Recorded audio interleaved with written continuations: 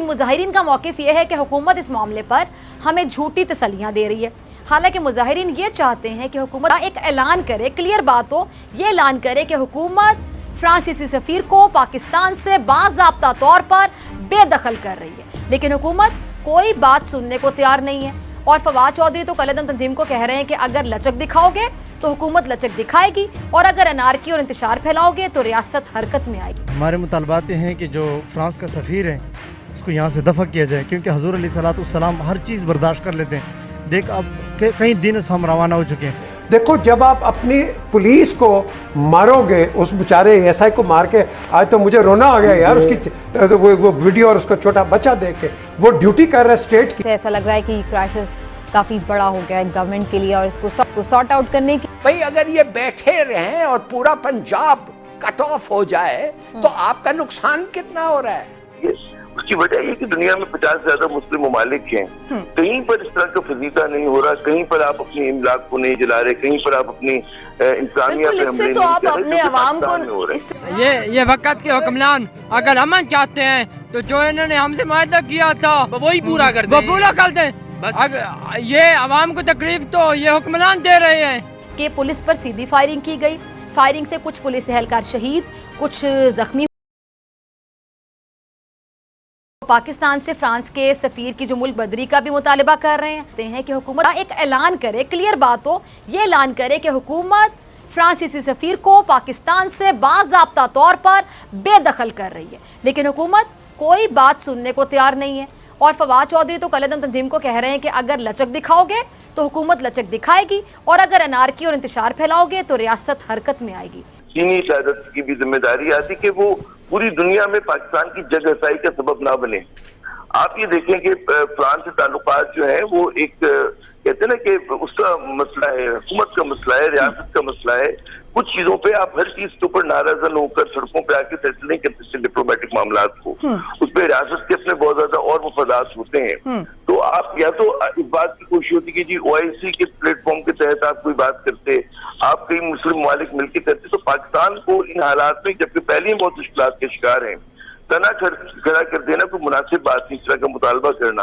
تو میں سمجھتا ہوں کہ ہماری جو دینی قیادت ہے اس کے اوپر بھی ذمہ داری ہے کہ وہ بجائے مخالفت برائے مخالفت کرنے کے، اس وقت پاکستان کو جس چیز کی سب سے زیادہ ضرورت ہے وہ ہے سیاسی استحکام کی، اور چونکہ سیاسی استحکام ہوگا تو ہماری معاشی ترقی ہوگی۔ لوگ بڑے دکھی ہیں، وہ مہنگائی کی وجہ سے بہت دکھی ہیں، لا اینڈ آرڈر کے مسئلے ہیں، سیاسی انتشار، عدم استحکام ہے۔ تو ہمیں ایسا کوئی بھی اپنے جو ہم اس پہ بیٹھے ہیں، چاہے ہم صحافی ہیں، چاہے ہم ڈاکٹر ہیں، چاہے ہم دینی رہنما ہیں، کہ ہم ایسا کام کریں کہ لوگوں کو جوڑے نہ کہ تقسیم کریں۔ جی کالعدم تنظیم کی وجہ سے دنیا بھر میں پاکستان کا منفی تاثر گیا ہے، اور کالعدم تنظیم نے ماضی میں متعدد بار پرتشدد راستہ اپنایا ہے۔ کالعدم تنظیم نے سرکاری اور نجی املاک کو نقصان پہنچایا، اہلکاروں پر تشدد کیا، تحمل اور برداشت کو ہرگز کمزوری نہ سمجھا جائے۔ کالعدم تنظیم کا جو رویہ ہے وہ قابل قبول نہیں ہے۔ ریاست پر امن احتجاج کے حق کو تسلیم کرتی ہے، ریاست آئین اور قانون کے دائرہ کار میں رہ کر مذاکرات کرے گی، غیر آئینی اور بلا جواز مطالبات تسلیم نہیں کیے جائیں گے۔ اب آپ کہہ رہے ہیں کہ یہ ایسی پارٹی ہے، ملیٹنٹ پارٹی ہے، آلموسٹ اس پارٹی کو ٹیررسٹ پارٹی بناتے ہیں۔ جب الیکشن کا وقت آیا اور 22 لاکھ ووٹ انہوں نے لے لیا اور زیادہ تر نواز شریف سے، اس وقت PTI تو بڑی خوش ہوگی اس پارٹی کے ساتھ۔ کہنے کی بات یہ ہے دس اٹر کنفیوژن۔ ابھی میں آپ کو بتاتا ہوں یہ کیا کنفیوژن ہے بھائی، یہ تو ختم ہی نہیں ہو رہا ہے کنفیوژن۔ یہ کہہ رہے ہیں ان کو تم واپس چلے جاؤ، تم رکو، مارچ مت کرو، ادھر ہی بیٹھو۔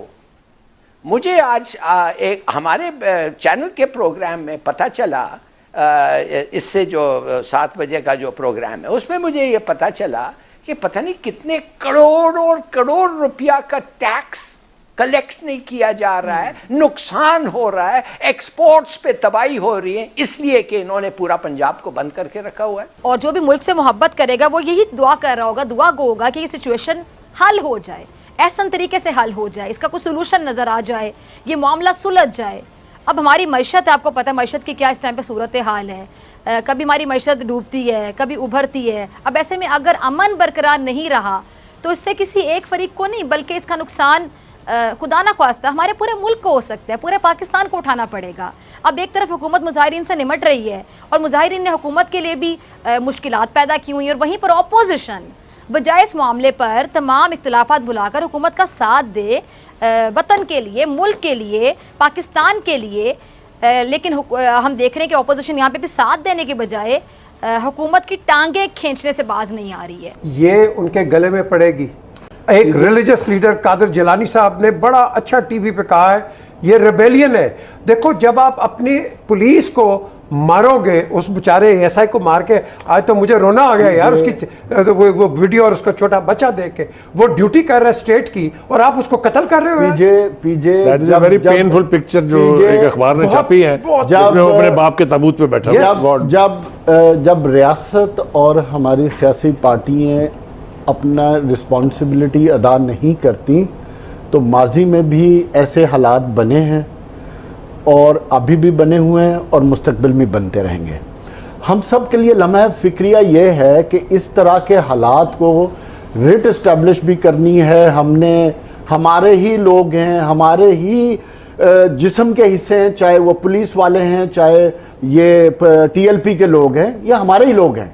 हमने रिट भी इस्टेब्लिश करनी है, बट इसके साथ साथ हमें देखना ये है कि रियासत ने आने वाले वक्त में इस तरह की चीज़ों को कैसे कंट्रोल करना है। तो हुकूमत एक तरफ कलअदम तंजीम के मुजाहिरीन से मुज़ाकरात के दरवाजे खुले रखने की बात करती है, और दूसरी जानिब सिविल और अस्करी क़यादत ने आज इजलास में सख्त मौक़िफ़ अपनाया है, और जो मुतालिबात मुजाहिरीन ने किए, हुकूमत का उनको मानने का कोई इरादा नहीं है, क्योंकि इजलास में ये बात वाज़ेह कर दी गई है कि कलअदम तंजीम के सरबराह को किसी सूरत रिहा नहीं किया जाएगा, जबकि मुजाहिरीन का फ्रांसीसी सफ़ीर को बेदखल करने के मुतालबे पर भी किसी किस्म की कोई बात नहीं होगी। मुजाहिरीन का मौक़िफ़ ये है कि हुकूमत इस मामले पर हमें झूठी तसल्लियाँ दे रही है, हालांकि मुजाहिरीन ये चाहते।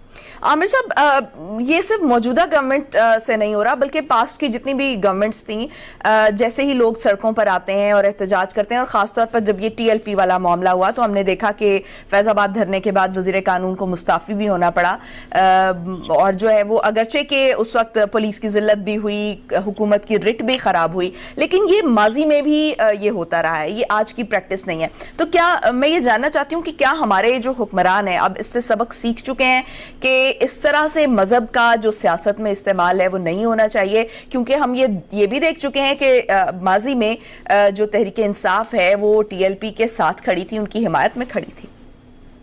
आपने बड़ा मेरे ख्याल में अच्छा सवाल किया, और आपके सवाल में एक जवाब भी है, और जवाब ये कि हमें अपने छोटे छोटे सियासी मफादात के लिए जो है वो गलत पोजीशन नहीं लेनी चाहिए। दरअसल हुकूमत और मुजाहिरीन में अब तक मुज़ाकरात जो हैं वो कामयाब नहीं हो पाए हैं, ये ऊँट किसी करवट अभी तक बैठता दिखाई नहीं दे रहा। अभी जो पूरी सूरत हाल है इस वक्त, जबकि पाकिस्तान मुआशी बदहाली का भी शिकार है, और खित्ते की जो सिक्योरिटी सूरत हाल है वो भी आपके सामने कि किस तरह तब्दील हो रही है, तो क्या हुकूमत इस मामले को आपको लगता है कि सही मायनों में डील भी कर रही है या फिर नहीं, और वक्त कितना इंपॉर्टेंट है कि कितनी जल्दी इसको डील कर लेना चाहिए?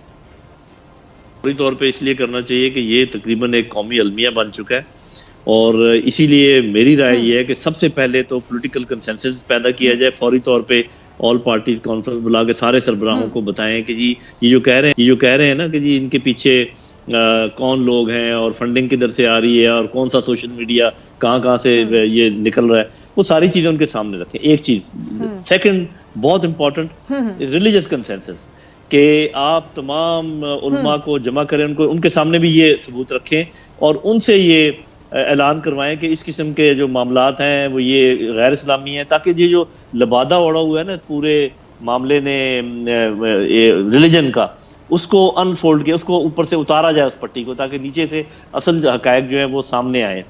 और दूसरी बात ये कि तीसरी छोटी सी बात है, हुकूमत किसी एक अपने स्पोक्स पर्सन को मेहरबानी करके मुकर्रर कर लें कि जिन्होंने इस सिलसिले में बोलना है, सेंसिटिव मामला है, तो ऐसे हर कोई बड़ी अहम बात। जी मेरा अपना ख्याल ये है कि ये अगर कोई ये समझता है कि एक लाइन लगा दी जाए, उससे आगे जो भी है उसको गोलियां मार दी जाए या तोपों से रोका जाए, तो ये तो ना होने का है, ना ऐसे करना चाहिए। कुछ लोग इसको तहरीक तालिबान पाकिस्तान के साथ मिलाते हैं, वो पता नहीं किस सोच के मालिक है। वो एक ऑर्गेनाइज्ड दुश्मन की पाली हुई तंजीम थी, हर एक के हाथ में मशीन गन और रॉकेट्स और वो सारी चीज़ें थी। ये तो ठीक है, डंडे इनके पास भी नहीं होने चाहिए। तो करना ये चाहिए, सबसे पहले तो लीडरशिप को तो उठाना चाहिए, और वो जो शहीद हुए हैं पुलिस वाले ان کے اوپر ٹیررزم کے مقدمے بنانے چاہیے، کیونکہ وہ رسپانسبل ہیں جو کچھ ابھی تک ہوا ہے، جو املاک کو نقصان پہنچا، سب کچھ ہے۔ جو مس گائیڈڈ لوگ ہیں، جو کسی اور اس میں آئے ہوئے ہیں، اسلام کے نام پر آئے ہوئے ہیں، ان کو سمجھانے کی ضرورت ہے۔ جو اندر شامل ہو گئے دشمن کے ایجنٹ، ان کو تلاش کریں، ان کو نکالیں، جیسے ٹویزر سے نکالتے ہیں کسی گند کو۔ اور آخر میں جو بھی ہتھیار اٹھائے اور نظر آ جائے ہتھیار بند یا فائرنگ کی کوشش کرے، اس کو موقع پہ گولی مار دینی چاہیے۔ تو یہ کافی سارے اقدام ہیں جو مل جل کر کرنے کے ہیں۔ یہ ٹوٹل اس پورے میس کو فزیکلی جو ہے، لیکن جنرل صاحب یہ جو آپ آخری بات کر رہے ہیں، یہ تو بڑی مشکل نہیں ہو جائے گی؟ اگر ایسا ہوتا ہے تو بڑا یہ صورتحال آپ کے سامنے مزید نہیں بگڑ جائے گی؟ جی دیکھیں، میں بات کر رہا ہوں کہ جو ہتھیار اٹھائے اور فائرنگ کرے، بالکل حق بنتا ہے اس کا اسٹیٹ کا کہ ان کو اسی وقت جو ہے نا وہ ختم کریں۔ باقی اور یہ کسی ٹیلیسکوپ کے ذریعے کسی طریقے سے کرنا پڑے گا، کسی اور کو گولی نہ لگے، اور باقی لوگوں پر گولیاں نہیں چلانی چاہیے۔ ان کو آپ واٹر کینن سے یا کسی بھی طریقے سے منتشر کریں۔ تو یہ کچھ اقدامات ہیں، یہ سارے جب تک ملا کے آپ ایٹ اے ٹائم نہیں لیں گے، ان کی